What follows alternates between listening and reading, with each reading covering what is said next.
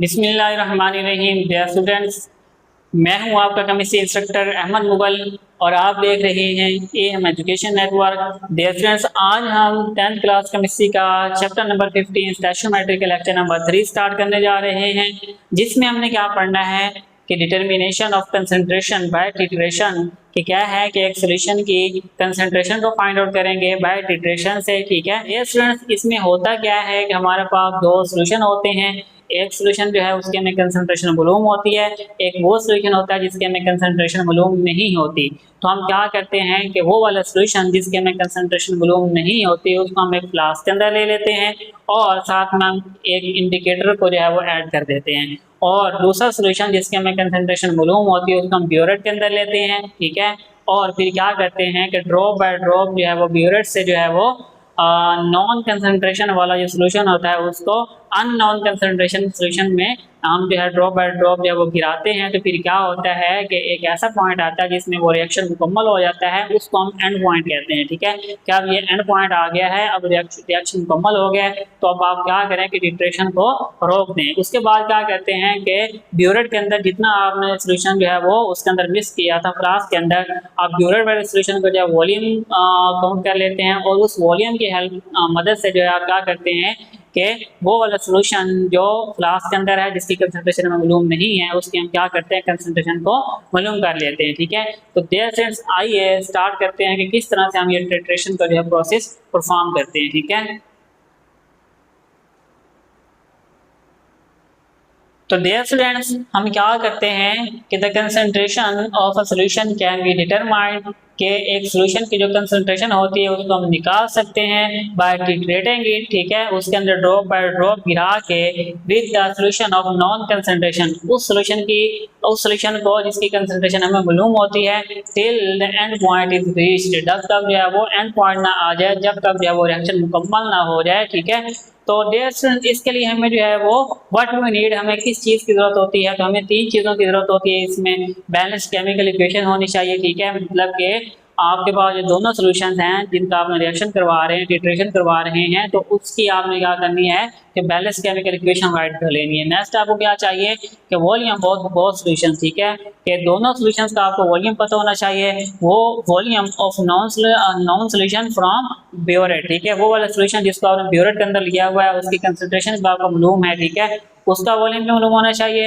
And volume of unknown solution. ठीक है, वो वॉल्यूम जिसकी कंसंट्रेशन आपको मालूम नहीं है तो वो भी आपको पता होना चाहिए। ठीक है, तीसरी चीज जो है आपको क्या पता होना चाहिए, ठीक है, कंसंट्रेशन ऑफ वन सॉल्यूशन। ठीक है, कि at least one solution must have non concentration, एक सॉल्यूशन की जो कंसंट्रेशन है वो आपको मालूम होनी चाहिए। ठीक है, तो अब क्या है कि इसका रिएक्शन होता कैसे है, तो आइए देखते हैं कि वो वाले सॉल्यूशन जिसकी कंसंट्रेशन आपको मालूम नहीं है, आप क्या करते हैं कि उसको एक फ्लास्क के अंदर डालते हैं। फ्लास्क में डालने के बाद उसके साथ आप एक इंडिकेटर को भी डाल देते हैं। इंडिकेटर क्या करता है कि जैसे ही रिएक्शन मुकम्मल होता है तो वो अपना कलर चेंज कर देगा। ठीक है, उसके बाद जो है देयर फ्रेंड्स, वो वाला सॉल्यूशन जिसकी आप कंसंट्रेशन आपको मालूम होती है वो आप एक ब्यूरेट के अंदर ले लेते हैं। ठीक है, और फिर क्या करते हैं कि आहिस्ता आहिस्ता जो है वो टिट्रेशन का प्रोसेस करते हैं, ड्रॉप बाय ड्रॉप जो है वो आप ब्यूरेट से नीचे जो है वो सॉल्यूशन को गिरा देते हैं। ठीक है, फिर क्या होता है कि एक पॉइंट ऐसा आएगा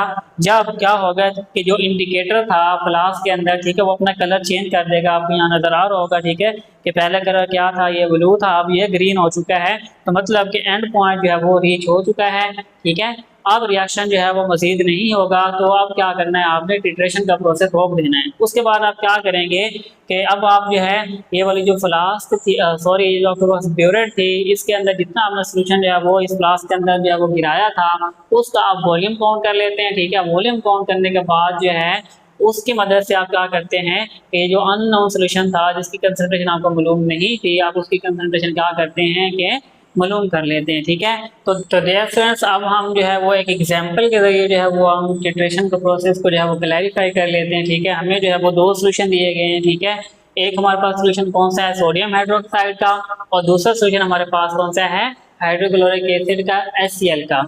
अब क्या है कि जो हमारे पास सोडियम हाइड्रोक्साइड का सोल्यूशन है उसके हमें कंसंट्रेशन भी मालूम है, हमें वॉल्यूम भी मालूम है, लेकिन हमारे पास जो HCl है उसका हमें सिर्फ वॉल्यूम मालूम है, उसकी हमने कंसंट्रेशन जो है वो फाइंड आउट करनी है। ठीक है, तो देयर फ्रेंड्स, अगर आप कंपैरिजन करें, ठीक है, कि इस प्रोसेस के साथ, ठीक है, तो आपको जो है वो दोनों सोल्यूशन की जो है वो कंसंट्रेशन, और सॉरी दोनों सोल्यूशन का जो आपको वॉल्यूम है वो गिवन है, ठीक है, और एक सोल्यूशन की जो है ना कंसंट्रेशन भी आपको मालूम है, ठीक है, और इसकी सबसे पहले हम क्या बनाएंगे, इसकी बैलेंस केमिकल इक्वेशन बनाएंगे, ठीक है। अब होता क्या है देयर स्टूडेंट्स के हमारे पास जो सोडियम हाइड्रोक्साइड है इसको हम जो है वो ब्यूरेट के अंदर लेते हैं और HCl को हम फ्लास्क के अंदर लेते हैं और साथ में इंडिकेटर लेते हैं, साथ में एक रिएक्शन होता है, ठीक है। तो जितना ब्यूरेट से हम जो है वो वॉल्यूम डालते हैं सोल्यूशन का फ्लास्क के अंदर, ठीक है, तो उसकी मदद से हम क्या करते हैं कि फ्लास्क के अंदर जो हमारे पास HCl है इसकी कंसंट्रेशन को फाइंड आउट कर लेते हैं, ठीक है। तो देयर स्टूडेंट्स आइए इस एग्जांपल को हम जो है वो सॉल्व करते हैं। तो सबसे पहले हम क्या राइट करेंगे, बैलेंस केमिकल इक्वेशन, ठीक है। तो देयर स्टूडेंट्स इसकी बैलेंस केमिकल इक्वेशन क्या बनेगी कि हमारे पास क्या है देयर स्टूडेंट्स के हमारे पास HCl मौजूद है, ठीक है, और प्लस हमारे पास क्या है सोडियम हाइड्रोक्साइड, और जब ये रिएक्शन करते हैं तो हमारे पास क्या बनेगा NaCl और प्लस क्या बनेगा H2O। अब हम सबसे पहले नंबर ऑफ मोल्स निकालते हैं सोडियम हाइड्रोक्साइड के, क्यों, क्योंकि हमें कंसंट्रेशन भी मालूम है और वॉल्यूम भी मालूम है, ठीक है। तो हमें पता है कि concentration is equal to number of moles over volume, ठीक है। तो हम इस फार्मूले को थोड़ा सा रीअरेंज करेंगे, ठीक है, तो हमारे पास क्या आ जाएगा कि number of moles is equal to C multiply by V, ठीक है। तो कंसंट्रेशन को हम वॉल्यूम से मल्टीप्लाई करेंगे तो हमारे पास क्या आ जाएंगे नंबर ऑफ मोल्स, ठीक है। तो सबसे पहले हम नंबर ऑफ मोल निकालेंगे सोडियम हाइड्रोक्साइड के, नंबर ऑफ मोल्स ऑफ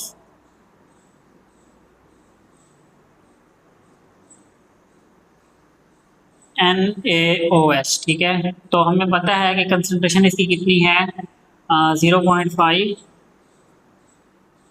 और हमने जो वॉल्यूम लेना है वो डेसीमीटर क्यूब के अंदर लेना है, तो हम 50 सेंटीमीटर क्यूब को जो है वो 1000 में डिवाइड करके हमारे पास जो है वो डेसीमीटर क्यूब के अंदर जो है उसका वॉल्यूम आ जाएगा, ठीक है। तो कितना है 0.015, ठीक है। अब क्या है कि जब हम दोनों को मल्टीप्लाई करते हैं तो हमारे पास क्या आ जाएंगे नंबर ऑफ मोल्स आ जाएंगे, ठीक है।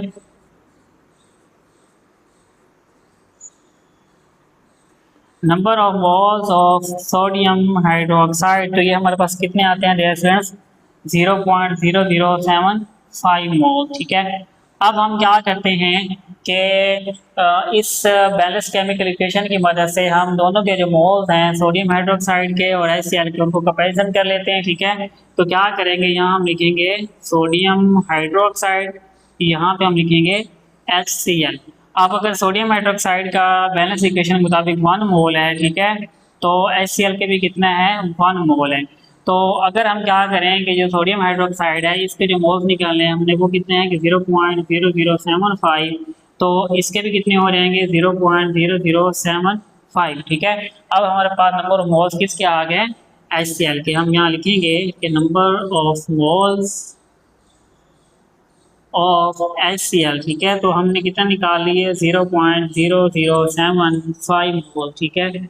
अब है हमारे पास है वो मोल्स भी आ चुके हैं और HCl का हमारे पास वॉल्यूम भी मौजूद है, तो हम क्या करेंगे कि इससे हम कंसंट्रेशन को मालूम कर सकते हैं। तो हमें पता है कि concentration is equal to N/V, ठीक है। तो स्टूडेंट्स तो हमारे पास क्या है कि C इज इक्वल टू, हमें N जो है वो दिए गए हैं कितने हैं 0.0075 जो हमने अभी निकाले हैं, और वॉल्यूम जो है हमें यहाँ पे गिवन है तो 23 सेंटीमीटर क्यूब है, तो हम इसको डेसीमीटर क्यूब के अंदर निकाल लेंगे, 1000 में डिवाइड कर देंगे, हमें उस वैल्यू क्या आ जाएगी 0.023, ठीक है। जब हम इसको जो है वो सॉल्व करते हैं तो स्टूडेंट्स हमारे पास जो है वो कंसंट्रेशन कितनी आ जाएगी इसकी 0.326 जो है हमारे पास कंसंट्रेशन आ जाएगी, ठीक है।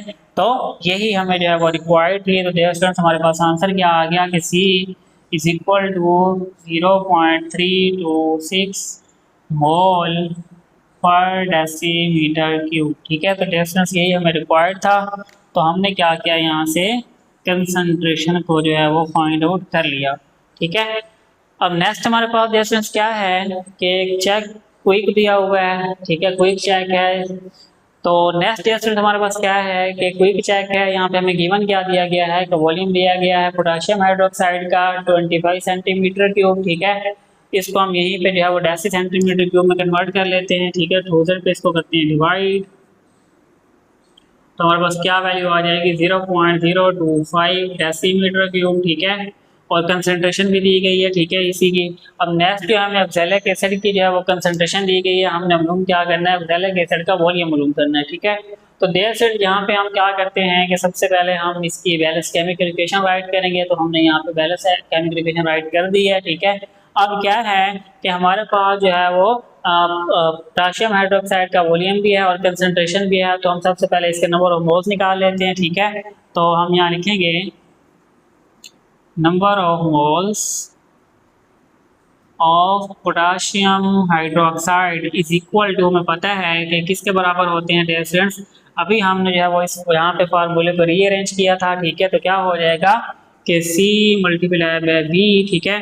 तो क्या है कि C हमारे पास कितनी है यहाँ पे 0.1, ठीक है, मल्टीप्लाई बाय वॉल्यूम हमने कितना निकाला है यहाँ पे 0.025, ठीक है। जब हम इसको मल्टीप्लाई करते हैं तो डियर स्टूडेंट्स हमारे पास नंबर ऑफ मोल जो आते हैं वो आते हैं 0.0025 मोल, ठीक है। ये हमारे पास नंबर ऑफ मोल्स आ गए। अब हम इस नंबर ऑफ मोल्स को जो है कंपेयर करते हैं ऑक्सैलिक एसिड के साथ, ठीक है। तो हम यहाँ पे राइट करेंगे कि पोटेशियम हाइड्रोक्साइड और कंपैरिजन किसके साथ हम कर रहे हैं C2O4H2 के साथ, ठीक है। तो बैलेंस केमिकल इक्वेशन में अगर हमारे पास जो है पोटेशियम हाइड्रोक्साइड के 2 मोल्स हैं, ठीक है, तो जो ऑक्सैलिक एसिड का 1 मोल है, ठीक है। अगर मैं यहाँ पे लिखूँ कि इसके अगर 1 मोल हम निकालना चाहें तो इसकी कितनी हो जाएंगे देख सकते, तो 1/2 हो जाएगा। अब हमने इसके मोल्स कितने निकाले हैं पोटेशियम हाइड्रोक्साइड के, तो वो हमारे पास है 0.025 मोल, ठीक है। और यहाँ पे हम इसको मल्टीप्लाई कर देंगे, ठीक है, 1/2 मल्टीप्लाई बाय 0.0025, तो हमारे पास जो है वो कितने मोल्स आ जाएंगे देयर स्टूडेंट्स। अगर इसके हैं 0.0025 तो इसके हमारे पास कितने आ जाएंगे, हाफ हो जाएंगे, ठीक है देयर स्टूडेंट्स। तो वो कितने बन जाएंगे 0.00125 मोल्स, ठीक है। तो देयर स्टूडेंट्स यहाँ से हमने क्या किया कि हमारे पास जो है वो ऑक्सैलिक एसिड के हमने नंबर ऑफ मोल्स जो है वो निकाल ली हैं, ठीक है। अब हम क्या करते हैं कि इन मोल्स की मदद से जो है हम क्या करेंगे वॉल्यूम को जो है वो निकाल लेंगे, ठीक है। तो हमें पता है कि हमारे पास जो कंसंट्रेशन है वो किसके इक्वल होती है dear students, number of moles बटा वॉल्यूम, ठीक है। तो हम क्या करते हैं कि इस फार्मूले को थोड़ा सा रीअरेंज कर लेते हैं, ठीक है। अब क्या है कि हमारे पास क्या हो जाएगा कि वॉल्यूम को हम इधर लेके आ जाएंगे और कंसंट्रेशन को हम यहाँ पे नीचे जो है इसके बटा में लगा देंगे, ठीक है। तो V is equal to N/C। तो अब क्या है कि हमें पता है कि नंबर ऑफ मोल्स कितने हैं हमारे पास यहाँ पे 0.00125 और हमारे पास जो कंसंट्रेशन है, ठीक है, वो कितनी है कि 0.1 मोल, ठीक है। तो 0.1, तो अब हम जब इसको डिवाइड करते हैं तो हमारे पास आंसर क्या आता है कि 0.0125, ठीक है। ये हमारे पास क्या आ गया इसका वॉल्यूम सेंटीमीटर क्यूब के अंदर आएगा, सॉरी ये आएगा डेसीमीटर क्यूब के अंदर, ठीक है। अब क्या है कि हमने जो है वॉल्यूम को सेंटीमीटर क्यूब के अंदर निकालना है, ठीक है। तो हम क्या करेंगे कि volume is equal to 0.0125 multiply by 1000। जब हम 1000 से मल्टीप्लाई करेंगे तो हमारे पास ये सेंटीमीटर क्यूब के अंदर जो है वो आ जाएगा, ठीक है। तो वॉल्यूम हमारे पास क्या आएगा अब 12.5 सेंटीमीटर क्यूब जो है हमारे पास क्या आ जाएगा इसका वॉल्यूम आ जाएगा। तो यही हमें जो है वो वॉल्यूम रिक्वायर्ड था जो हमने यहाँ से निकाल लिया, ठीक है डियर स्टूडेंट्स। तो हमने जो है वो दोनों एग्जांपल्स भी जो है वो राइट कर लिए, ठीक है। तो उम्मीद करता हूँ आपको लेक्चर जो है वो अच्छे से समझ आ गया होगा, ठीक है डियर स्टूडेंट्स। तो मिलते हैं इंशाल्लाह नेक्स्ट लेक्चर में, तब तक के लिए जो है वो अल्लाह।